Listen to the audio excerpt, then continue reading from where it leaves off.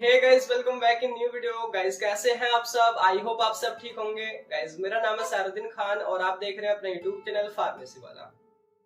कोई भी सपना साकार करने के लिए सबसे जरूरी है सही कोच का होना। चुनिए फार्मेसी वाला को और करे अपने B pharm and D pharm का सपना साकार। Download the app now. तो आज की जो वीडियो है ना, इस वीडियो में हम देखने वाले हैं देखिए वही जो फार्मास्यूटिकल इंजीनियरिंग है थर्ड सेमेस्टर में उसके सारे शॉर्ट इंपॉर्टेंट क्वेश्चन। और इनको बताने से पहले देखिए हम पिछली वीडियो की बात करते हैं जो कि हमारी माइक्रोलॉजी के हमने शॉर्ट इंपॉर्टेंट क्वेश्चंस बताए थे। तो शॉर्ट में से बहुत ही कम क्वेश्चंस आए थे, 2-3 ही क्वेश्चंस आए थे। तो आपके कमेंट बार बार वही आ रहे हैं कि क्वेश्चंस नहीं आए। लेकिन देखिए जैसे कि मैंने यहाँ पे देखिए बिल्कुल हाईलाइट कर रखा है कि these are only short questions and long questions have been uploaded already. मतलब केवल आपने उन्हीं शॉर्ट क्वेश्चंस पर ही फोकस किया जो कि केवल 20 मार्क्स के ही आते हैं। इसके अलावा लॉन्ग क्वेश्चंस भी होते हैं जो कि मैं ऑलरेडी अपलोड कर चुका था और क्वेश्चंस लॉन्ग वहीं से सारे पूछे गए हैं। जो 7 मार्क्स के हैं सारे वहीं से आए हैं और 10 मार्क्स में भी। तो देखिए आपने शॉर्ट के अलावा लॉन्ग क्वेश्चन पर भी फोकस करना है। एंड बाकी देखिए आप कमेंट तो कर देते हैं और आपने करने भी चाहिए, लेकिन देखिए मैं अपना बेस्ट ही ट्राई करता हूँ, आपका फ़ायदे के बारे में ही सोचता हूँ। मैं ये नहीं सोचता कि आपके कम नंबर आ जाएं या आप पास नहीं हो पाए। तो मैं तो वही ट्राई करता हूँ जो कि आप इजीली पास हो सकें। तो ये जो क्वेश्चन है मैं आपको फार्मास्यूटिकल इंजीनियरिंग के जो बता रहा हूँ केवल शॉर्ट ही क्वेश्चन है, आपने लॉन्ग क्वेश्चन जरूर से देख लेने हैं और उसका जो लिंक है आपको डिस्क्रिप्शन में मिल जाएगा। तो यहाँ पे देखिए टोटल 19 क्वेश्चंस होने वाले हैं और आपको ये सारा जो सॉल्यूशन है वो लास्ट तक सारे को समझ में आ जाएगा। जो भी 19 क्वेश्चंस हैं वो कैसे आपने सॉल्व करने हैं।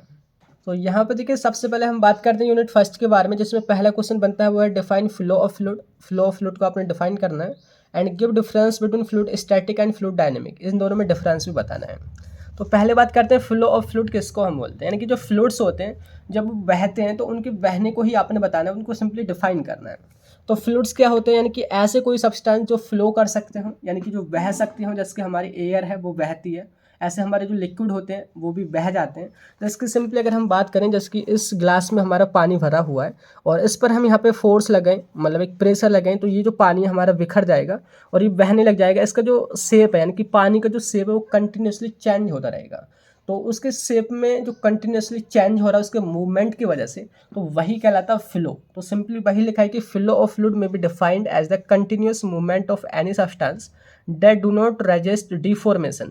यानी कि जो चेंज जो होता है उसके शेप में वो उसको रेजिस्ट नहीं करता है। इसका कहने का मतलब है कि वो चेंज जो होता है शेप में वो कंटिन्यूसली होता रहता है, तो उसको हम बोलते हैं फ्लो ऑफ फ्लूइड। तो ये जो फ्लो ऑफ फ्लूइड होता है, एग्जाम्पल की बात करें जिसके लिक्विड हमारे बह जाते हैं, गैस हमारी बह जाती है, उसको हम फ्लो बोलते हैं। लेकिन हमारे सॉलिड जो मटेरियल होते हैं वो बहते नहीं हैं, वो एक ही जगह पर रुके रहते हैं। तो ये आपने समझ लेना है। बाकी बात करते हैं कि हमने आपने डिफरेंस बताना है fluid static and fluid dynamic में। तो यहाँ पे देखिए जो fluid static and fluid dynamics है, ये दो अलग अलग ब्रांच हैं फ्लूइड की स्टडी करने की। तो यहाँ पे पहले बात करते हैं फ्लूइड स्टैटिक। स्टैटिक कहने का मतलब होता है कांस्टेंट, या बोले तो स्टेडी स्टेट, या बोले तो स्थिर, जो मतलब रुका हो। ऐसे जैसे हमारे तालाब में पानी अगर रुका होता है तो अगर हम उसकी स्टडी करते हैं कि उस पर कितना प्रेशर लग रहा है, उसकी क्या प्रॉपर्टीज़ हैं, तो वो जो हमारी स्टडी कहलाई जाएगी वो फ्लूइड स्टैटिक कहलाई जाएगी। तो लिखा है कि it is the study of fluid behaviour at rest, या बोले तो स्टेडी स्टेट। ठीक है। सेकंड हम बात करते हैं फ्लूइड डायनेमिक। डायनेमिक का मतलब होता है मूवमेंट, या बोले तो मोशन। जब हमारा फ्लूइड बहता रहता है, जैसे कि गंगा में पानी बह रहा है लगातार, तो अगर हम उसकी स्टडी करें कि वो उसमें कौन सा फ्लो है, टर्बुलेंट है, लेमिनार है, कौन सा है, वहाँ पे प्रेशर कितना लग रहा है, तो वो स्टडी हमारी फ्लूइड डायनेमिक कहलाएगी।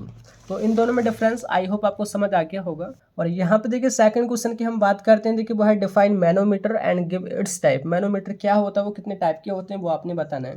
तो देखिए मैनोमीटर एक ऐसा डिवाइस होता है जो कि प्रेशर को मेज़र करता है, या बोले तो प्रेशर के डिफरेंस को मेज़र करता है किन्हीं दो पॉइंट के बीच में।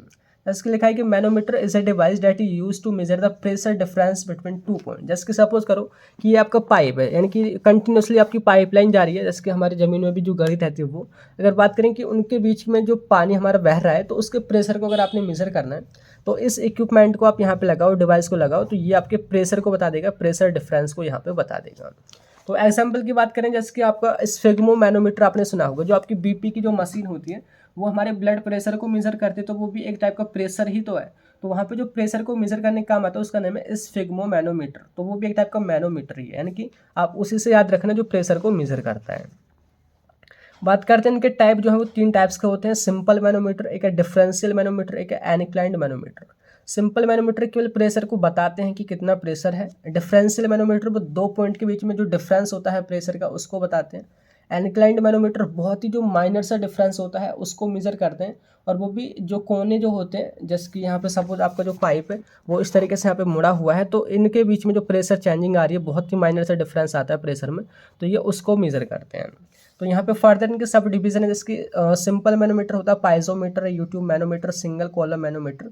तो ये आपने ध्यान रख लेने में, अगर आपने डिटेल में देखने हैं तो लॉन्ग क्वेश्चन में आपको ये मिल जाएगा, वीडियो अपलोडेड है। एंड यहाँ पे देखिए जो हमारे डिफरेंशियल मैनोमीटर फर्दर क्लासीफाई किया गया है, YouTube differential manometer and inverted YouTube differential manometer. ठीक है, तो ये आपका क्वेश्चन यहाँ पे कवर होता है। बाकी हम बात करते हैं नेक्स्ट जो आपका क्वेश्चन है, देखिए वो है define Reynold number and give its importance. तो यहाँ पे देखिए बात करें, जो रेनॉल्ड जो नंबर होता है, एक साइंटिस्ट है रेनॉल्ड जिन्होंने एक नंबर दिया था, जिसकी मदद से आप पता कर सकते हैं कि जो भी आपका फ्लूइड है उसका फ्लो कैसा रहेगा, वो टर्बुलेंट होगा या लैमिनार होगा। देखिए दो टाइप्स के फ्लो होते हैं, टर्बुलेंट यानी कि जब जिग यानी कि टेढ़ा मेढ़ा हमारा फ्लूइड बहता है तो उसको हम टर्बुलेंट बोलते हैं। अगर वहीं पे लैमिनार की बात करें तो एकदम सीधा, एकदम सीधी रेखा में जब हमारा फ्लूइड बहता है तो उसको हम लैमिनार बोलते हैं। तो उन्होंने बोला था कि एक नंबर दे करके कि इसकी मदद से आप पता कर सकते हैं कि आपका फ्लूइड लैमिनार है या टर्बुलेंट है, तो वही है रेनॉल्ड नंबर। तो लिखा है कि in 1883 Reynold give a number that predict that the fluid will be laminar और टर्बुलेंट। एंड बात करें इसका जो फॉर्मूला है वो क्या है, देखिए यहाँ पे लिखा है कि it is the ratio of inertia force and viscous force. ये रेशियो होता है, देखिए आर ई को हम रिप्रेजेंट करते हैं रेनॉल्ड नंबर, मतलब तो आर ई इक्वल्स टू होता है inertia force upon viscous force. And अगर बात करें इसका फॉर्मूला जो निकल के आता है, देखिए वो है आर ई इक्वल्स टू होता है डी वी रो अपॉन ईटा। यहाँ पे डी जो है डायमीटर होता है पाइप का, वी वेलोसिटी है, रो जो है वो डेंसिटी है, एंड विस्कोसिटी जो है वो ईटा है। तो इस तरीके से आपने इसकी डेफिनेशन और पहले फॉर्मूला वगैरह लिखना होगा। बात करें इसकी इंपॉर्टेंस आपने बतानी है, तो लिखा है कि it predict the flow of fluid. ये जो फ्लूइड का जो फ्लो होता है कि वो लैमिनार होगा या टर्बुलेंट होगा, ये इसको प्रेडिक्ट करता है। देखिए लिखा है कि if Reynold number is less than 2000, अगर रेनॉल्ड नंबर जो है वो 2000 से कम है, ठीक है, अगर हम सारी वैल्यू पुट करके अगर हम रेनॉल्ड नंबर की बात करें, अगर वो 2000 से कम आता है तो वहाँ पे जो फ्लूइड का जो फ्लो होगा वो लैमिनार होगा, वो एकदम सीधी रेखा में बहेगा। सेकंड है if Reynold number is more than 4000, अगर वहीं रेनॉल्ड नंबर की जो वैल्यू है, रेनॉल्ड नंबर वो 4000 से ज़्यादा आता है, मतलब वहाँ पे आपका जो है वो टर्बुलेंट फ्लो है, आपका जो फ्लूइड है वो जिगजैग वे में बोले तो टेढ़ा मेढ़ा वहाँ पे बह रहा है। एंड बात करें अगर इसके बीच की वैल्यू आती है, बोले तो 2000 और 4000 के बीच में अगर फ्लो हो या बोले तो रेनॉल्ड नंबर हो, तो उसको हम बोलते हैं ट्रांजिशन फ्लो। तो ये जो है हम रेनॉल्ड नंबर की मदद से पता कर सकते हैं। तो आपको समझ आ गया होगा क्या है ये और क्या इसकी इंपॉर्टेंस है। बात करते हैं, नेक्स्ट क्वेश्चन बनता है, देखिए वो है define size reduction and explain attrition and impact. इसको हम कम्युनिशन भी बोलते हैं साइज रिडक्शन को।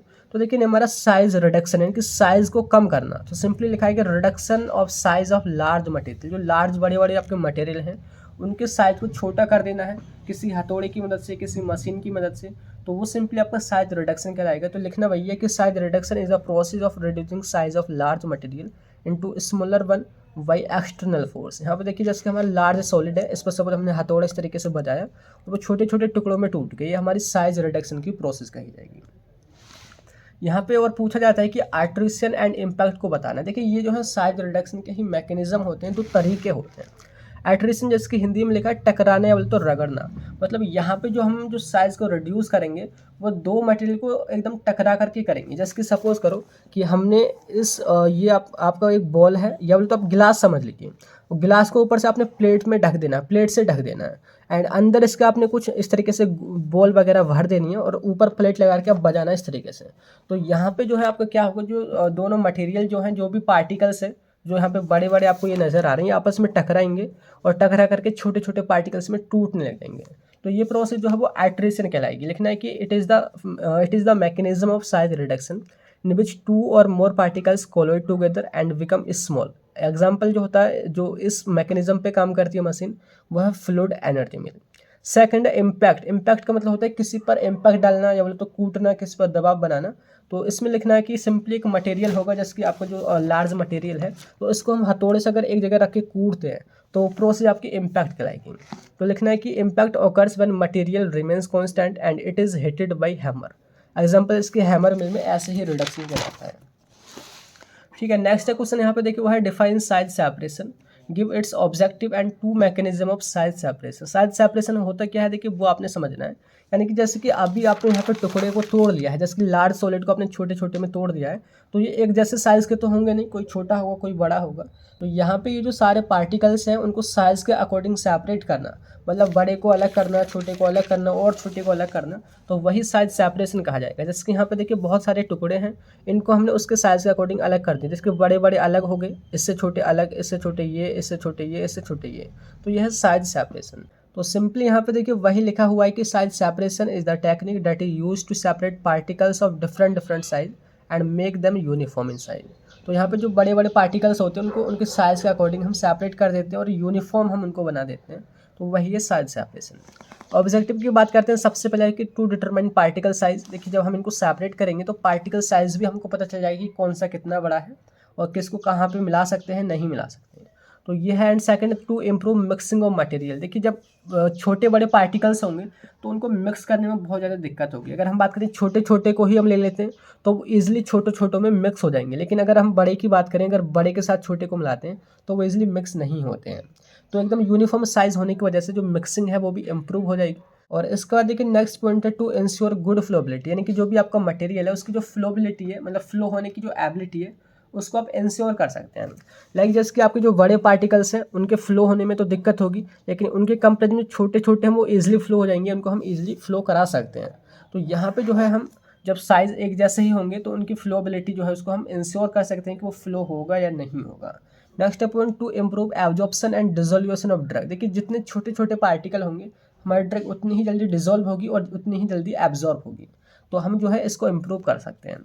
तो यह है साइज सेपरेशन का ऑब्जेक्टिव। एंड बात करते हैं मैकेनिज्म, इसके दो मैकेनिज्म बताने हैं। तो सबसे पहले मैकेनिज्म है देखिए सेपरेशन का, देखिए वो होता है एजिटेशन। एजिटेशन का मतलब क्या है कि आपके पास छन्नी है, जिसके सपोज इसकी जब लेंटर वगैरह आपने पड़ता देखा होगा छत पे, तो इस तरीके की छन्नी होती है, दो जने पकड़ लेते हैं और एक जने उसमें मटेरियल डालते हैं, उसको हिलाते हैं दो जने ऐसे इस तरीके से, ठीक है। तो यहाँ पे उसको हम एजिटेशन बोलते हैं। तो in this method sieve shaked vigorously and separate the particle, कि यहाँ पे जो सीव जो होती है, छन्नी जो होती है, वो बिगरस तरीके से या बोले तो बहुत तेज़ी से सेक की जाती है। तो यह है इसका पहला मैकेनिज्म। दूसरा जो मैकेनिज्म देखिए वो है ब्रशिंग मेथड। ब्रशिंग मेथड का क्या मतलब है कि यहाँ पे जो छन्नी है वो एक जगह कांस्टेंट रहेगी, लेकिन जो आपका मटेरियल है वो ब्रश की मदद से इस तरीके से हटाया जाएगा, बोले तो मतलब इधर उधर फेंका जाएगा। मतलब जैसे कि ये छन्नी जो है इसको आप एक जगह यहाँ पे खड़ा कर दो या बोले तो फिट कर दो। अब ऊपर से यहाँ पे मटेरियल डालो और एक ब्रश की मदद से इस मटेरियल को ऐसे मूव कराओ, तो यहाँ पे जो है सेपरेशन हो जाएगा, बड़े पार्टिकल ऊपर रह जाएंगे, छोटे पार्टिकल छन्नी के नीचे निकल जाएंगे। तो ये जो है ब्रशिंग मेथड कहलाएगा। तो यहाँ पे जो अभी हमने कवर करा है वो सारे जो शॉर्ट क्वेश्चन हैं यूनिट फर्स्ट के इंपॉर्टेंट हमने कवर कर लिए। बाकी हम बात करते हैं यूनिट सेकंड की। तो यहाँ पे जो पहला जो क्वेश्चन बनता है देखिए वो है define heat transfer and explain conduction, convection and radiation with example. तो हीट ट्रांसफर क्या होती है कि हीट का ट्रांसफर होना, मतलब हाई टेम्परेचर से या हाई हीट से लो हीट की तरफ जाना, वही हमारा हीट ट्रांसफर कहलाएगा। और ये हीट क्या होती है, ये एक एनर्जी ही तो होती है, ए फॉर्म ऑफ एनर्जी। तो सिंपली देखिए आपने यही लिखना है कि heat transfer is the process of transfer of heat यानी कि energy from high temperature to low temperature. जैसे कि कोई भी चीज़ अगर आपकी गर्म होती है तो कुछ टाइम बाद ठंडी हो जाती है, क्योंकि उसकी जो हीट है, जो एनर्जी है, वो धीरे धीरे हाई कंसनट्रेशन से लो कंसनट्रेशन की ओर जा रही है। तो यहाँ पे सिंपली वही लिख रखा है कि हॉट से कोल्ड की तरफ हमारी एनर्जी जाती है। बात करते हैं किस मैकेनिज्म से जाती है, किस किस तरीके से जाती है। तो कि पहला है कंडक्शन, दूसरा है कन्वेक्शन एंड तीसरा है यहाँ पर रेडिएशन। तो यहाँ पे देखिए तीनों को समझते हैं। जैसे इसको समझने के लिए आपको मैं एक चीज़ बना करके दिखाता हूँ कि सपोज करो कि ये जो है आपका कोई आप कुकर वगैरह इस तरीके से मान लीजिए, जैसे कि मैं यहाँ पे आपको बना के दिखा दूँ कि ये आपको कुकर है जो कि आपने इस तरीके से हैंडल से यहाँ पे पकड़ना है एंड यहाँ पे आपका बर्नर लगा हुआ है, आप ऐसे एज्यूम करो, ठीक है। इसमें आपने पानी भर रखा है जिसको आप यहाँ पे बॉईल कर रहे हैं। तो यहाँ पे देखिए सबसे पहले हम बात करें, देखिए वो है मेथड कंडक्शन। कंडक्शन के बारे में लिखा है कि in this method heat is transferred bye movement of atom और मोलिक्यूल, कि यहाँ पे जो हीट है वो एटम्स के या बोले तो मोलिक्यूल के मूवमेंट की वजह से यहाँ पे ट्रांसफ़र होती है। तो इसके एग्जांपल जैसे कि ये हमारा बर्नर यहाँ पे गर्म कर रहा है इस मटेरियल को, या बोले तो जो आपका जो कुकर है जो मेटल का बना हुआ है उसको गर्म कर रहा है। तो जैसे कि हम यहाँ से पकड़ते हैं, जैसे कि मैं यहाँ पे कुछ हाथ वगैरह बना दूँ कि सपोज ये एक हाथ है, ठीक है। तो जैसे कि आप इसको पकड़ते हैं तो कई बार जो आपका हाथ है वो मेटल पे जब टच हो जाता है, जब लोहे पे टच हो जाता है या जो भी सिल्वर वगैरह है, स्टील वगैरह है, तो आप गर्म महसूस करते हैं, बोले तो आप जल जाते हैं। तो यहाँ पे एक्चुअली में देखिए हमारा जो बर्नर वो गर्म तो यहाँ पे कर रहा है, लेकिन हीट हमारी यहाँ तक पहुँच गई। तो ये जो मटेरियल के जो मूवमेंट हो रहे हैं, बोले तो जो उसके अंदर एटम्स हैं, जैसे कि आपका ये स्टील का बना हुआ है, तो इसके भी एटम्स होंगे। तो यहाँ पे जब एटम्स मूव कर रहे हैं यहाँ के यहाँ, यहाँ के यहाँ, यहाँ के यहाँ, यहाँ के यहाँ, तो यहाँ पर पहुँचने के बाद में वो हमारे हाथ को जब टच करते हैं तो हमें हीट महसूस होती है, बोले तो वहाँ पे हीट ट्रांसफ़र हो रही है। तो ये जो है कंडक्शन हो रहा है किसका, हीट का, किसकी मदद से, एटम के मूवमेंट की वजह से। तो वही एग्जाम्पल में लिखा है कि flow of heat from metal boiler to the hand. तो ये पहला एग्जाम्पल है, पहला पॉइंट हो गया, मतलब पहला तरीका। सेकंड देखिए वो कन्वेक्शन। कन्वेक्शन जो होता है देखिए लिखा है कि in this method heat is transferred by actual mixing of warmer portion to the cooler portion. मतलब सपोज करो कि आपके पास एक गिलास गर्म पानी है, ठीक है, और वो पानी बहुत ज़्यादा गर्म हो गया है, मतलब आप उसको पी नहीं पा रहे हैं। दूसरी तरफ आपने क्या करा, आधा गिलास इतना पानी इसमें और डाल दिया, या बोले तो जो आपने इस गिलास को थोड़ा इसमें मिला दिया, तो अब ये दोनों जो है इक्वल इक्वल गर्म हो जाएंगे। तो यहाँ पे एक्चुअली में जो यहाँ पे हीटिंग की जो हीट का जो ट्रांसफ़र हुआ है वो मिक्सिंग से हुआ है, कि ये ज़्यादा गर्म था, ये बिल्कुल ही ठंडा था। तो यहाँ पे जब मटेरियल मिक्स किए जाते हैं, बोले तो एक्चुअल जब मिक्सिंग होती है और उसकी मदद से जब यहाँ पे हीट ट्रांसफ़र होती है, उसको हम यहाँ पे कन्वेक्शन बोलते हैं। जैसे कि heating of water in cooker. Water में जब कुकर की हम हीटिंग करते हैं, जैसे जो नीचे वाले जो मटेरियल है, नीचे वाले जो पार्टिकल हैं वाटर के, वो ज़्यादा हीट होंगे, वो ऊपर जाएंगे, नीचे ऊपर वाले नीचे आएंगे, ये नीचे वाले ऊपर जाएंगे, ऊपर वाले जो ठंडे हों नीचे आएंगे। तो इस तरीके से यहाँ पे जो मूवमेंट हो रहा है और जहाँ पे जो मिक्सिंग हो रही है पार्टिकल्स की या बोले तो एटम्स की, तो उसकी मदद से यहाँ पे हीट ट्रांसफ़र हो रही है। तो यह है कन्वेक्शन। एंड थर्ड वन जो कि हम बात करते हैं देखिए वो है रेडिएशन। यानी कि देखिए यहाँ पे जो मूवमेंट होता है या बोले तो जो ट्रांसफ़र होती है हमारी हीट, वो इलेक्ट्रोमैग्नेटिक वेव्स के रूप में होती है। जो वेव्स होती हैं, इसके सन जो सूरज होता है वहाँ से जो लाइट आती है, बोले तो जो हमारे सोलर एनर्जी जो आती है वो वेव्स के रूप में आती है। इसके सन जो होता है, सूरज जो होता है, काफ़ी गर्म होता है, और हमारी बॉडी जो है या बोले तो हम उससे काफ़ी दूर है तो काफ़ी ठंडे होते हैं। तो उसकी जो रेज आती हैं, उसके जो सोलर एनर्जी आती है वो रेडिएशन के रूप में, इलेक्ट्रोमैग्नेटिक वेव्स के रूप में ही आती है। तो यहाँ पर भी हीट का ट्रांसफ़र हो रहा है, तो ये एक अलग तरीका है। तो यहाँ पे जो है 3 मेथड है, मैकेनिज्म है हीट ट्रांसफ़र के, वो आपने बताने थे। और इसके बाद देखिए नेक्स्ट क्वेश्चन देखिए वो है state and express the Fourier's law of heat transfer. Fourier एक साइंटिस्ट हैं, तो उन्होंने एक हीट ट्रांसफ़र के ऊपर लॉ दिया था, वही आपने बताना है, उसका फॉर्मूला लिख देना है। तो फोरियर्स के अकॉर्डिंग क्या है, the rate of heat transfer in material is directly proportional to temperature difference and area and inversely proportional to length of path of flow. कि उन्होंने बताया था कि जो हीट ट्रांसफ़र जो होती है वो डायरेक्टली प्रोपोर्शनल होती है टेम्परेचर डिफरेंस के, यानी कि जितना ज़्यादा टेम्परेचर में डिफरेंस होगा, सपोज यहाँ पे हाई टेम्परेचर जितना, सपोज 100 डिग्री सेल्सियस है और यहाँ पे जो है हमारा 10 डिग्री सेल्सियस है, तो हमारी हीट उतनी ही तेज़ी से वहाँ पे ट्रांसफ़र होगी। एंड सेकंड उन्होंने बोला कि एरिया की वो डायरेक्टली प्रोपोर्शनल होती है। एरिया कहने का मतलब है कि जो भी मटेरियल है, सपोज करिए कि ये आपका मटेरियल, तो इसका जो एरिया है वो जितना ज़्यादा होगा उतनी ही हीट यहाँ पे ट्रांसफ़र होगी। एंड नीचे लिखा है कि थिकनेस जो होती है या बोले तो जो पाथ ऑफ फ्लो होता है, जो हमारी जो हीट ट्रांसफ़र हो रही है उसके फ्लो होने का जो पाथ होता है वो जितना ज़्यादा होगा उतनी ही कम हीट फ्लो होगी, जो कि इन्वर्सली में यानी कि उसकी थिकनेस यहाँ पे लिख रखी है। तो फॉर्मूला सिंपली आपने बता देना है कि D q upon d theta, यानी कि जो हमारा रेट ऑफ हीट फ्लो है उसको हम लिखते हैं d q upon d theta, equals to minus k, जो कि कांस्टेंट आया है प्रोपोर्शनल को हटाने के बाद में, A into del T upon L. यहाँ पे एल जो है थिकनेस है, टेम्परेचर डिफरेंस जो आपको डेल टी में नज़र आ रहा है, ए जो है एरिया है। बाकी माइनस यहाँ पे इस तरीके ये इंडिकेट कर रहा है कि जो आपकी हीट जो है वो हाई टेम्परेचर से लो टेम्परेचर की ओर फ्लो कर रही है। तो ये जो है फोरियर्स का लॉ है, आपको समझ आ गया होगा। अगर नहीं भी समझ आया तो देखिए मैंने सारा कुछ डिटेल में बता चुका हूँ, जब मैंने ये सारा सिलेबस कवर कराया था, तो वहाँ से आप देख सकते हैं। और इसके बाद देखिए नेक्स्ट क्वेश्चन देखिए वो है give the difference between evaporation, distillation and drawing. तो इन दोनों में डिफरेंस जो है कई बार पूछा जाता है, काफ़ी इंपॉर्टेंट क्वेश्चन है। तो एवापोरेशन क्या है वो आपने बताना है, डिस्टिलेशन क्या है वो आपने बताना है, और ड्राइंग बतानी है। यानी कि तीनों में जब आपको समझ में आ जाए कि ये चीज़ें हैं क्या, तो डिफरेंस भी समझ ही आ जाएगा। तो एवापोरेशन कहने का मतलब है कि एवापोरेट होना। अच्छा, एवापोरेट किसको हम बोलते हैं कि कोई भी आपका लिक्विड कंटेंट है, जिसकी सपोज वाटर ही है, जब जो है वो वेपर्स में या बोले तो गैस में जब वो कन्वर्ट हो जाता है तो वो हमारा एवापोरेशन बोलते हैं। एंड एक आपने टर्म दूसरी सुनी होगी, वो होता है आपका वेपोराइजेशन। वेपोराइजेशन भी यही होता है, वेपर्स में कन्वर्ट होना, लेकिन इनमें डिफरेंस है। देखिए वेपोराइजेशन हम उसको बोलते हैं जैसे कि आप सपोज कि आपका यहाँ पे वाटर है, इसको हम यहाँ पे 100 डिग्री सेल्सियस तक गर्म कर रहे हैं, यहाँ पे हम हीट कर रहे हैं। तो हीट होने के बाद में इसकी वेपर्स बनती हैं, ये बॉईल होकर के वेपर्स में कन्वर्ट होता है। तो ये जो प्रोसेस है इसके बॉइलिंग पॉइंट पर डिपेंड कर रही है, और तब जाके वेपर्स बन रही है, तो हमारी वेपोराइजेशन है। सेकंड जो अभी हम पढ़ रहे हैं वो है एवापोरेशन। एवापोरेशन जस्ट अलग ही है कि यहाँ पे जो हमारी वेपर्स जो बनते हैं वो बॉइलिंग पॉइंट से नीचे ही बनते हैं। बोले तो 30 डिग्री सेल्सियस पे, 40 डिग्री सेल्सियस पे, 50 डिग्री सेल्सियस पे या 60 डिग्री सेल्सियस पे जब हमारा वाटर जो है वेपर्स में कन्वर्ट हो जाता है, तो उसको हम एवापोरेशन बोलते हैं। तो लिखा है कि evaporation is the process by which liquid is converted into vapours below its boiling point. इसके बॉइलिंग पॉइंट से नीचे ही जब वो वेपर्स में कन्वर्ट होता है तो उसको हम एवापोरेशन बोलते हैं। एग्जाम्पल जैसे कि इवेपोरेशन ऑफ पेट्रोल, पेट्रोल का गिलास आपने कभी पेट्रोल बाहर निकाला होगा तो वो बहुत ही जल्दी उड़ जाता है, वो बॉयल नहीं होता है, फिर भी वो ऊपर वेपर्स में कन्वर्ट हो जाता है, तो हमारा इवेपोरेशन है। दूसरा एग्जाम्पल आप ऐसे मान लीजिए कि आप एक गिलास में पानी लेना और उस पानी को ना एक वीक के लिए ऐसे ही खुले में आप सनलाइट में यहाँ पे छोड़ दो, तो होगा क्या कि वहाँ पे जो गिलास है वो या तो खाली हो जाएगा, बिल्कुल खाली हो जाएगा, आधा उसमें पानी बचेगा। मतलब देखिए आपने वाटर को बॉयल भी नहीं किया, फिर भी वहाँ पे वेपर्स में वो कन्वर्ट हो गया, तो ये जो है आपका इवेपोरेशन है। दूसरा यहाँ पे देखिए भाई डिस्टिलेशन, डिस्टिलेशन का मतलब होता है सेपरेशन। लिखा है कि it is the process of separation of liquid mixture by vaporisation and condensation. कि दो लिक्विड का मिक्सचर है, सपोज कि वाटर और अल्कोहल, यानी कि अल्कोहल आप इथेनॉल को मान लीजिए, तो उन दोनों का मिक्सचर है, जब हम उनको मतलब जो मिक्सचर है जब उसको हम सेपरेट करते हैं, सेपरेशन जब हम बॉइलिंग पॉइंट की बेसिस पर करते हैं तो उसको हम डिस्टिलेशन बोलते हैं। सपोज इसकी मिक्सचर जैसे कि मैं यहाँ पे आपको दिखाऊँ कि इसमें वाटर भी है एंड प्लस हमारा इथेनॉल भी है। इथेनॉल, इथेनॉल जो है आपका 78 डिग्री सेल्सियस पे बॉईल कर जाता है, वाटर हमारा 100 डिग्री सेल्सियस पे बॉईल कर जाता है। तो इसको हम जब गर्म करते हैं तो देखिए पहले सबसे पहले कौन सा उड़ेगा, इथेनॉल आपका उड़ जाएगा, तो जैसे वो उड़ेगा तो उसको हम बाद में कंडेंस कर लेंगे, बोले तो बाद में लिक्विड में कन्वर्ट कर देंगे। बाकी जो हमारा मटेरियल नीचे बचेगा जो इस कंटेनर वो आपका वाटर ही रहेगा। तो ये जो सेपरेशन की जो प्रोसेस है वो आपकी डिस्टिलेशन है।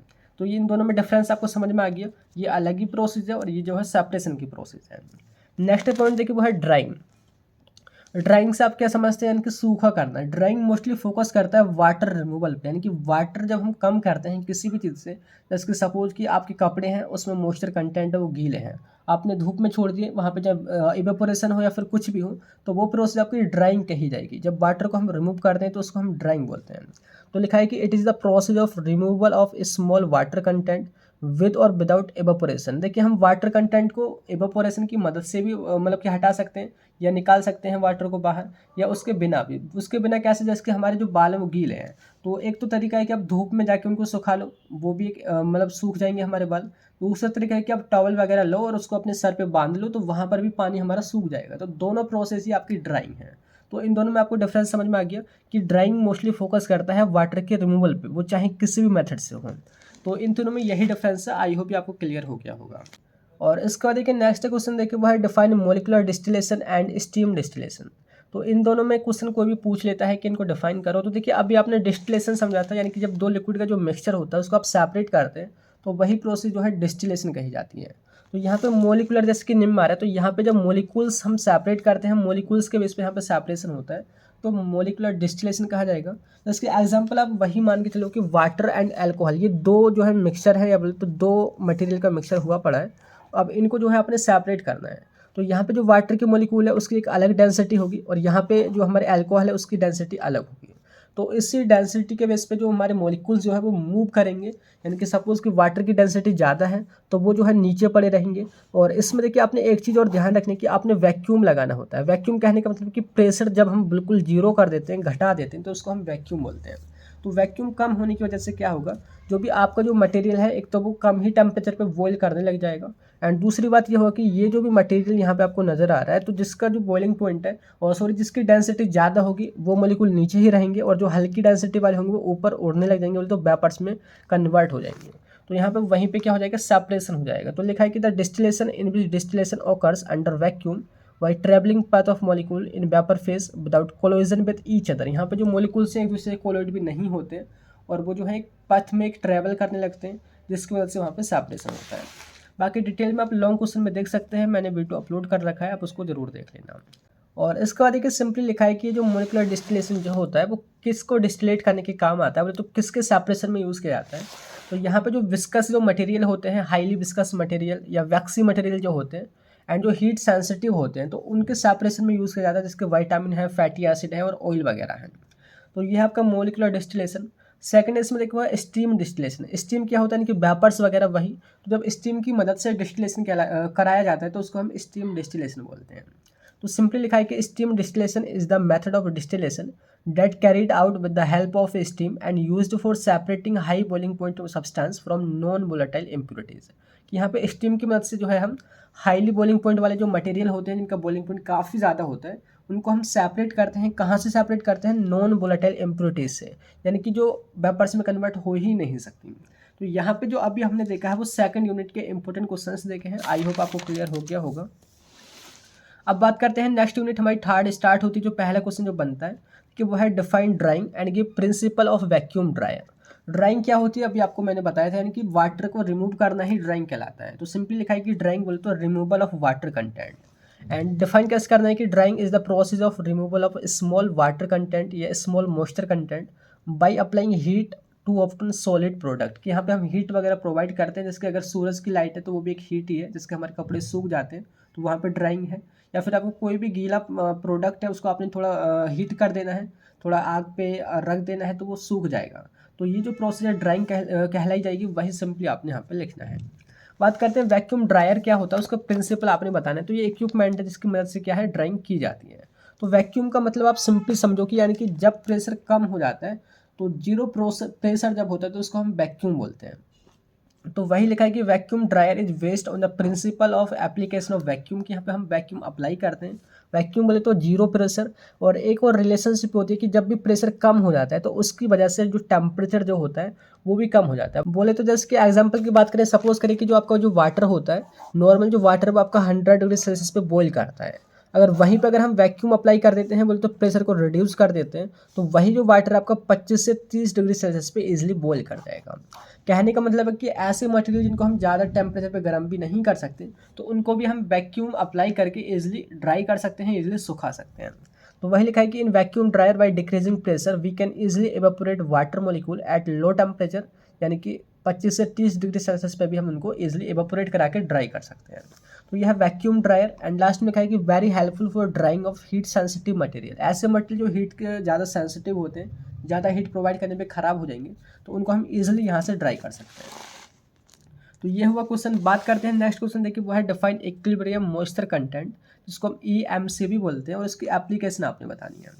तो देखिए वर्ड को सिंपली ब्रेक करना है, equilibrium plus moisture content. Equilibrium कहने का मतलब है इक्वल, यानी कि बराबर बराबर। मॉइस्चर कंटेंट यानी कि वाटर कंटेंट, यानी कि जब जो आपको जो मटेरियल जो होता है, सपोज करो कि आप एग्जांपल के तौर पे आप अपने कपड़ों की बात करते हैं, जो हमारे क्लॉथ जो होते हैं, सपोज करो कि वो हल्के गीले गीले, मतलब नॉर्मल गीले हैं, इतने ज़्यादा भी गीले नहीं कि पानी उनमें टपक रहा है, वो हल्के हैं, यानी कि उनमें मॉइस्चर है। और अगर उनमें मॉइस्चर उतनी हो जितनी कि बाहर जो इन्वायरमेंट है उसमें जितनी मॉइस्चर है उतनी ही अगर उसमें मॉइस्चर हो, तो ना तो वो सूखेंगे और ना ही वो गीले होंगे। सपोज करो कि हल्के वो गीले हैं, इनके मॉइस्चर है उनके अंदर, एंड बाहर जो मतलब इन्वायरमेंट है, जो मौसम जो हो रहा है वो हल्का वही हो रहा है बारिश वाला, मतलब ना ज़्यादा धूप निकल रही है और ना ही ज़्यादा बारिश या बोले तो ठंड पड़ रही है। तो यहाँ पे जो आपके क्लॉथ जो होते हैं उस टाइम पे जो ना तो वो सूख ही पाते हैं ना ही वो गीले ही हो पाते हैं, यानी कि दोनों में जो मॉइस्चर कंटेंट है वो इक्वल इक्वल है। तो वहाँ पे सिंपली यही लिखा है कि equilibrium moisture content is defined as the condition at which the material is neither gaining or nor losing moisture. यानी कि ऐसी कंडीशन जिस कंडीशन में जो आपका मटेरियल जो होता है, जो आपके कपड़े जो होते हैं, ना तो वो गीले ही हो रहे होते हैं और ना ही वो सूख रहे होते हैं, तो आपका इक्विलिब्रियम मॉइस्चर कंटेंट कहलाता है। तो एग्जांपल वही है कि moisture content of cloth equals to moisture content of surrounding air. बात करें देखिए यहाँ पे इसकी एप्लीकेशन की, तो सिंपली लिखा है कि EMC is important for storage condition to determine whether product will gain और लॉस मॉइस्चर। यानी कि EMC को डिटरमाइन करने से हम ये पता कर लेंगे कि जो भी आपका प्रोडक्ट, जो भी आपका मटेरियल है, जिस भी आप कंडीशन में, जिस भी इन्वायरमेंट में रख रहे हैं, तो ये उस इन्वायरमेंट में गीला तो नहीं हो जाएगा, या बोले तो मॉइस्चर कंटेंट को एब्जॉर्ब तो नहीं कर लेगा, या बोले तो वो बहुत ज़्यादा सूखा तो नहीं हो जाएगा। तो ये जो है सारा कुछ हम पता कर सकते हैं EMC से। तो ये जो है इसकी एप्लीकेशन है। बात करते हैं नेक्स्ट क्वेश्चन, देखिए वो है give the difference between mixing and blending. तो यहाँ पे देखिए सबसे पहले हम बात करते हैं मिक्सिंग की। तो देखिए मिक्सिंग क्या होता है, सपोज करो कि आपके पास दो मटेरियल हैं, एक A है और एक B है। तो इन दोनों को लिया और आपने इनको मिला करके एक ही मटेरियल बना दिया, एक ही कंपोनेंट या बोले तो एक ही मास बना दिया। तो ये प्रोसेस आपकी मिक्सिंग कही जाएगी। ऐसे ही देखिए लिखा है कि mixing is the process in which two or more component converted into one mixer या बोले तो वन मास। तो ये है मिक्सिंग। अब ये जो है ब्लेंडिंग क्या होती है, देखिए ब्लेंडिंग भी मिक्सिंग ही होती है, आप ऐसे बोल सकते हैं, लेकिन इनमें थोड़ा सा डिफरेंस होता है टेक्निकली। तो लिखा है कि sometimes mixing and blending terms use interchangeably but blending is technically different. Blending थोड़ी सी अलग होती है। देखिए इसको पढ़ते हैं, जो हाईलाइटेड है कि blending is mostly solid solid mixing या mixing of bulk solid with small quantity of liquid. कहने का मतलब है कि सपोज आपके पास दो सॉलिड है, जिसके एग्जांपल इसके शुगर एंड सॉल्ट है, ये दोनों सॉलिड हैं। जब सॉलिड सॉलिड की मिक्सिंग होती है तो उसको हम बोल देते हैं ब्लेंडिंग। यानी कि मोस्टली फोकस करता है सॉलिड और सॉलिड की मिक्सिंग पे, या बोले तो जो हाई क्वांटिटी में सॉलिड होगा, लो क्वांटिटी में लिक्विड होगा, तो उस मिक्सिंग को भी हम क्या बोल देंगे, ब्लेंडिंग बोल देंगे। लेकिन यहाँ पे जो मिक्सिंग जो होती है वो एक्चुअली में रिलेटेड होती है लिक्विड लिक्विड की मिक्सिंग के। सपोज आपने पानी में जो है दूध को मिला दिया, वो जो है मिक्सिंग कहा जाएगा। वहीं पे अगर आपने नमक में अगर चीनी को मिला दिया तो वो जो है ब्लेंडिंग कही जाएगी। तो ये जो है इन दोनों में डिफरेंस है। और इसके बाद देखिए नेक्स्ट क्वेश्चन देखिए वो है difference between solid and liquid mixing. Solid mixing में और लिक्विड मिक्सिंग में क्या डिफरेंस है वो आपने बताना है। सॉलिड मिक्सिंग कहने का मतलब है कि जब दो सॉलिड को हम मिक्स करते हैं और उसके बाद में कोई हमारा न्यू कंपोनेंट बनता है, न्यू इंडिविजुअल मास बनता है, तो उसको हम सॉलिड मिक्सिंग बोलेंगे। तो लिखा है कि the mixing of two solids called solid mixing, या बोले तो ब्लेंडिंग। एंड इसमें देखिए नेक्स्ट पॉइंट लिखना है कि आफ्टर मतलब इन दोनों में अपने डिफरेंस ही तो बताना है। तो पहले दोनों की डेफिनेशन हम देख लेते हैं। लिक्विड मिक्सिंग हम उसको बोलेंगे the mixing of two liquid called liquid mixing. जब दो लिक्विड को हम मिक्स करते हैं तो उनकी मिक्सिंग को हम लिक्विड मिक्सिंग बोलेंगे। नेक्स्ट पॉइंट है इसमें कि after mixing product have two or more phases and can easily separated. मतलब जो सॉलिड मिक्सिंग होती है, सपोज आपने देखिए शुगर और साल्ट को मिलाया, तो उनको मिलने के बाद में जो भी आपका जो प्रोडक्ट बनेगा उसके दो फेज होंगे। हमको ईजिली नज़र आएगा कि शुगर क्या है, शुगर कौन सा है और वहाँ पे हमारा नमक कौन सा है, तो उनको हम ईजिली सेपरेट भी कर सकते हैं। लेकिन वहीं पे जो लिक्विड मिक्सिंग है, अगर आपने वाटर में अगर दूध को मिला दिया है तो वो ईजिली सेपरेट नहीं हो सकते, तो हमारा होमोजीनियस मिक्सचर बनता है। तो लिखा है कि after mixing product is true homogeneous, यानी कि वन फेज ही होता है। नेक्स्ट पॉइंट है कि इसमें देखिए it require high energy and difficult process. जो सॉलिड मिक्सिंग होती है उसमें ज़्यादा एनर्जी चाहिए होती है मिक्सिंग के लिए और काफ़ी डिफिकल्ट प्रोसेस है। वहीं इसके अपोजिट जो है, जो हमारी लिक्विड मिक्सिंग वो ईजिली हो जाती है और एकदम सिंपल प्रोसेस होती है और कम एनर्जी इसमें चाहिए होती है। नेक्स्ट है कि जो हमारे सॉलिड मिक्सिंग के लिए जो इक्विपमेंट चाहिए होते हैं उसको हम ब्लेंडर बोलते हैं, यानी कि ब्लेंडर यहाँ पे यूज़ किए जाते हैं। और लिक्विड मिक्सिंग जो होती है उसमें जो है हम एजिटेटर यूज़ करते हैं, यानी कि जो एजिटेट करते हैं, जो रोटेट करते हैं। तो ये जो है इन दोनों में डिफरेंस है सॉलिड एंड लिक्विड मिक्सिंग में। नेक्स्ट क्वेश्चन इस यूनिट से बनता है कि वह right the name of equipment used in semi solid mixing. जो सेमी सॉलिड मिक्सिंग होती है उसमें कौन कौन से इक्विपमेंट यूज़ किए जाते हैं। देखिए सेमी सॉलिड कहने का मतलब है कि जब दो सेमी सॉलिड जो मटेरियल जो है वो मिक्स किए जाते हैं तो आपकी सेमी सॉलिड मिक्सिंग कही जाएगी। या कहीं तो when semi solid mix with liquid, यानी कि जब सेमी सॉलिड जो है लिक्विड के साथ में मिक्स किया जाता है तो उसको भी हम सेमी सॉलिड मिक्सिंग ही बोलते हैं। इसमें जो इक्विपमेंट यूज़ किए जाते हैं आपने नेम ध्यान रखने दें कि वह सिग्मा ब्लेड मिक्सर, एक है ट्रिपल रोलर मिल, एक है प्लेनेटरी मिक्सर। तो ये जो है तीनों जो हमारे किसके लिए यूज़ किए जाते हैं वो सेमी सॉलिड मिक्सिंग में यूज़ होते हैं। और इसका देखिए नेक्स्ट क्वेश्चन देखिए वो है define filtration and give difference between surface and depth filtration. Filtration क्या होता है वो आपने बताना है और सरफेस एंड डेप्थ फिल्ट्रेशन में क्या डिफरेंस है वो भी बताना है। तो फिल्ट्रेशन कहने का मतलब है यानी कि separation of solid from liquid, यानी कि लिक्विड से जब हम सॉलिड को अलग करते हैं तो वो प्रोसेस है फिल्ट्रेशन। एग्जांपल इसके हम चाय पत्ती जो अलग करते हैं चाय से, जिसकी चाय हमारी बन जाती है, तो चाय बनने के बाद में चाय पत्ती जो होती है, अदरक जो होती है, हम चाय छन्नी की मदद से अलग करते हैं, तो वो भी फिल्ट्रेशन की ही प्रोसेस। इसमें सॉलिड के पार्टिकल जो है, जो हमारी चाय पत्ती है वो सॉलिड के पार्टिकल है, वो सेपरेट किए जाते हैं किससे, लिक्विड से। तो सिंपली लिखना है कि filtration is the separation of solid particle from liquid by passing material या तो slurry through porous filter medium और फिल्टर पेपर, यानी कि यहाँ पे हम फिल्टर पेपर या तो चाय छन्नी या तो फिल्टर मीडियम से जब हम किसी भी स्लरी को या किसी मटेरियल को पार कराते हैं तो सॉलिड मटेरियल जो है वो ऊपर रह जाते हैं और जो नीचे जो निकलता है उसको हम फिल्ट्रेट बोलते हैं एंड इस प्रोसेस को हम फिल्ट्रेशन बोलते हैं। तो सिंपली ये आपने बना करके आना है कि इस तरीके से कि इसके आपके पास यहाँ पे मिक्सचर है बोले तो स्लरी है, वो आपने डालनी हुई किसके ऊपर, आपका फिल्टर मीडियम। ये जो रेड कलर में है चाय छन्नी आप बोल सकते हैं, वो फिल्टर मीडियम है जिसकी मदद से फिल्ट्रेशन हो रहा है। ऊपर जो चाय पत्ती रह जाती है बोले तो जो रेसिड्यू होता है उसको या तो केक बोलते हैं या बोले तो सॉलिड रेसिड्यू बोलते हैं। एंड नीचे जो आपका जो लिक्विड निकल जाता है बोले तो चाय छन्ने के बाद जो निकलती है उसको फिल्ट्रेट बोलते हैं। तो इस तरीके से आपने ये बताना होगा। अब डिफरेंस आपने बताने कि सरफेस एंड डेप्थ फिल्ट्रेशन में डिफरेंस क्या है। तो यहाँ पे देखिए सबसे पहला है देखिए वो है सरफेस फिल्ट्रेशन। सरफेस फिल्ट्रेशन कहने का मतलब है कि जो फिल्टर मीडियम जो होता है इसमें बहुत ही पतला यूज़ किया जाता है एंड जो हमारा मटेरियल है बोले तो जो हमारा केक बनता है या तो जो रेसिड्यू होता है उसकी सरफेस पर ही रखा रह जाता है और इसको हम बोलते हैं सरफेस फिल्ट्रेशन। अभी मैं आपको इमेज दिखाऊंगा। तो लिखा है कि in this filtration process material passed through thin filter medium and filter cake retained on surface. कि यहाँ पे जो फिल्टर मीडियम जो होता है इस मेथड के अंदर वो बहुत ही पतला होता है। इसकी ये आप इसको चाय छाननी ही मान लीजिए, मैंने इस तरीके से दिखा रखा है, ये यहाँ पे बहुत ही पतला है। तो यहाँ पे जो पतला होने की वजह से जो आपका जो फ्लूइड है या बोले तो जो भी केक वगैरह है, जो भी आपका लिक्विड रहेगा वो यहाँ ऊपर ही रह जाएगा और यहाँ पे फिल्ट्रेट बाहर निकल जाएगा।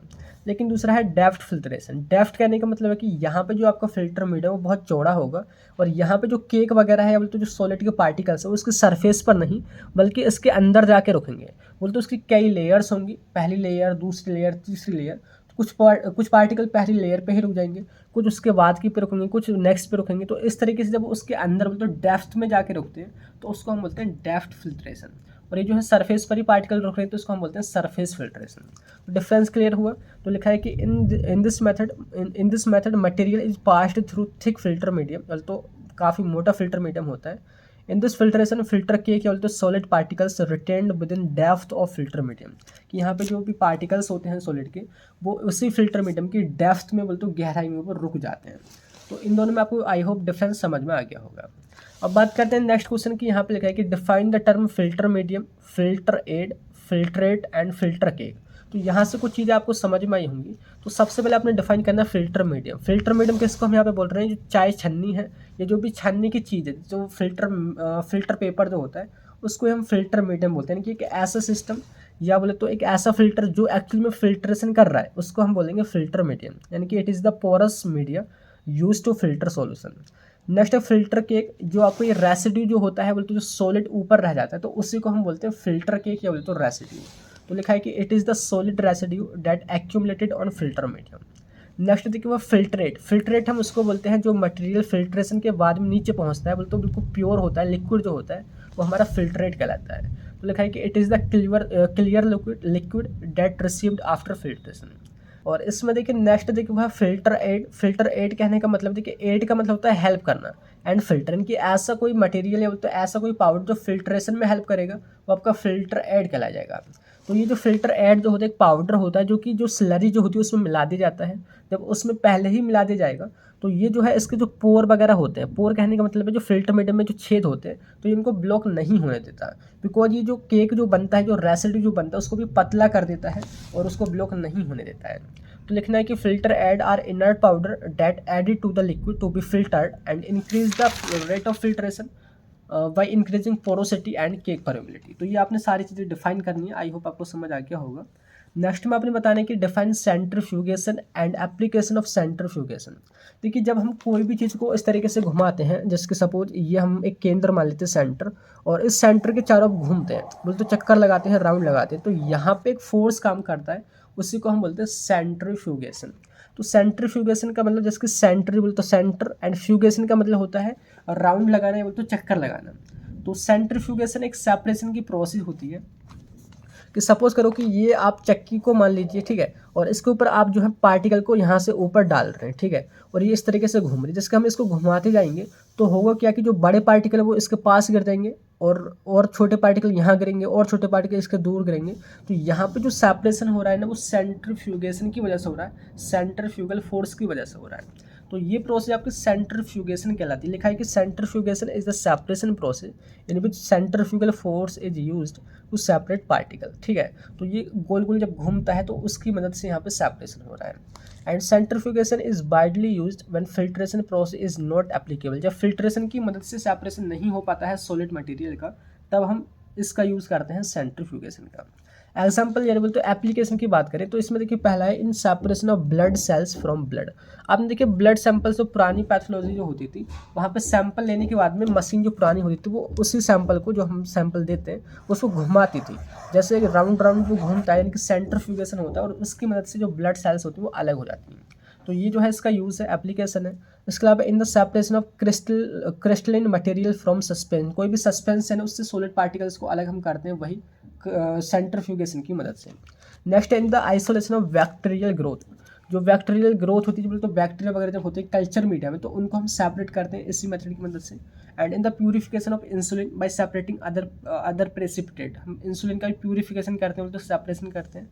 And in separation of two miscible liquid, कोई जो मिसिबल लिक्विड है तो उनको भी हम सेपरेट कर सकते हैं इसी सेंट्रीफ्यूगेशन की मदद से। तो ये आई होप आपको क्लियर हो गया होगा। इसके बाद देखिए हम बात करते हैं, हमारी 5th मिनट और रह गई है, बहुत ही जल्दी इसको हम खत्म करते हैं। 2 क्वेश्चन है। देखिए एक है define corrosion and give types of corrosion. Corrosion बोलते हैं जंग लगना। जंग लगना क्या होता है वो आपने बताना, वो कितने टाइप का होता है। तो कोरोजन यानी कि एक ऐसी प्रोसेस होती है जिसमें जो भी मेटल या तो लोहे की जो भी चीज़ें होती हैं तो वो जो है क्या होती है डिकम्पोज हो जाती हैं, तो डिस्ट्रक्शन उनका होता है। किसी पानी की वजह से या मॉइस्चर कंटेंट की वजह से या किसी बैक्टीरिया की वजह से, तो आपको कोरोजन कहा जाएगा। तो ये आपकी नेचुरल प्रोसेस होती है। तो लिखा है कि corrosion is defined as the process of decomposition या बोले तो destruction of metallic material in the presence of environment through chemical reaction and it is natural process. तो ये आपका कोरोजन आपको पता ही होगा। बात करते हैं कितने टाइप्स का होता है, तो ये 4 टाइप्स का होता है। इसको हम डिटेल में लॉन्ग क्वेश्चन में देखेंगे। सिंपली आप नेम को ही ध्यान रखना। एक है जनरल कोरोजन, एक है लोकलाइज्ड कोरोजन, एक है स्ट्रक्चरल कोरोजन, एक है बायोलॉजिकल कोरोजन, जिनके फर्दर यहाँ पे क्लासिफिकेशन है, आप इसको देख लेना। बात करते हैं लास्ट में। देखिए हमारा एक और क्वेश्चन बचा हुआ है, वह है define ferrous and non ferrous material या बोले तो मेटल विद एग्जांपल। तो पहले अपने मेटल को बताने कि मेटल हमारे ऐसे कोई भी सब्सटेंस होते हैं जो कि हार्ड होते हैं और जिनमें हीट ट्रांसफ़र हो सकती है और जो इलेक्ट्रिसिटी को कंडक्ट करते हैं, वो आपके मेटल कहलाते हैं। ये 2 टाइप्स के होते हैं, ferrous and non ferrous. Ferrous कहने का मतलब है कि जिसमें आयरन कंटेंट होता है, तो आयरन जिसकी कंपोजिशन में होता है उसको हम फेरस मेटल बोलते हैं। लिखा है कि ferrous metals are those metal which mostly contain iron and small amount of other element. इनमें आयरन ज़्यादा होता है, तो आयरन प्रेजेंट होता है। एग्जाम्पल इसके कास्ट आयरन है, स्टेनलेस स्टील है, कार्बन स्टील है, तो ये इसके एग्जाम्पल हैं। तो ज़्यादातर यही जो है कंस्ट्रक्शन जो मटेरियल होते हैं उनमें यूज़ किया जाता है। हमारी कंपनीज़ में जो मशीनें होती हैं इसी की बनी होती हैं। एंड दूसरा है नॉन फेरस। नॉन फेरस कहने का मतलब है कि उसके अंदर बिल्कुल भी आयरन प्रेजेंट नहीं होता है, अदर एलिमेंट प्रेजेंट होते हैं, जिसके एग्जांपल एल्यूमिनियम है, कॉपर है, लेड है, निकल है, जिंक है। तो ये जो है कि आपके नॉन फेरस मेटल है। तो यहाँ पे जो है हमारे सारे इंपॉर्टेंट क्वेश्चन कवर होते हैं जो कि 5 यूनिट के हैं। तो आई होप ये आपको क्लियर समझ में आ गया होगा। तो यही मैंने बताना था। तो मिलते हैं फिर नेक्स्ट वीडियो में, तब तक के लिए bye bye, thank you, have a nice day.